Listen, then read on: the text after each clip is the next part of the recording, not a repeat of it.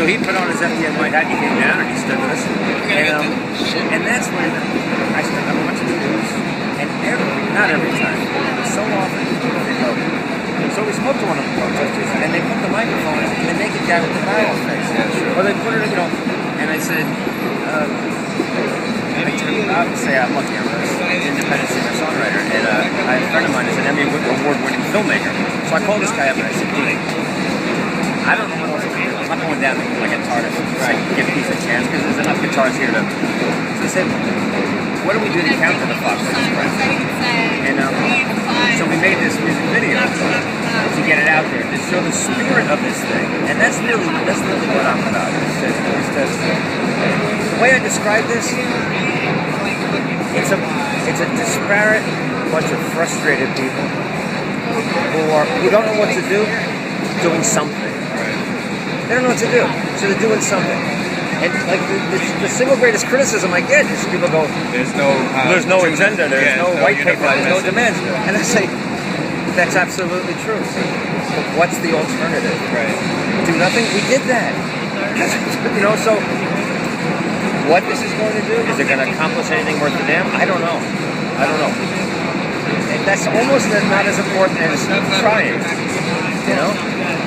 Hey, that's for you. How long is the next date? I don't know. Anybody says they know, I think is either speaking from hope or they're lying. Is this a song? It's a song and a music video, and it's free. Could I ask you a question? I'm from the Free sure. Press. Okay. First, I would like to know your name and how... Eric Clapton, no. What? David Ippolito. What do you feel about the media covering this action, both nationally and locally? I think it's typically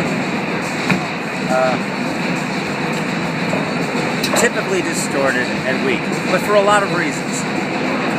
Bill Moyers, who is probably the last really wonderful American journalist, he's a hero in my book. He said something 20 years ago that I actually shifted in my chair when he said it because I didn't think it was completely true. He said, the single greatest threat to democracy in this country is the commercial takeover of the news divisions. Yes. And I thought that, and I said, wait a minute, he just said the greatest threat, and I'm thinking to myself, that's an exaggeration. But you know what? This is 20 years ago, and he was right, because it colors the way everything else is covered. David Gregory on Meet the Press, he can't be tough on Condoleezza Rice, or he's not getting Donald Rumsfeld next week. And he's got to make a profit. The ratings have to stay up for Meet the Press. So they pretend to ask the tough questions, and they don't. They've become a platform for very subtle, very duplicitous little press conferences, and that's all they are. They're not journalists anymore. Thank you.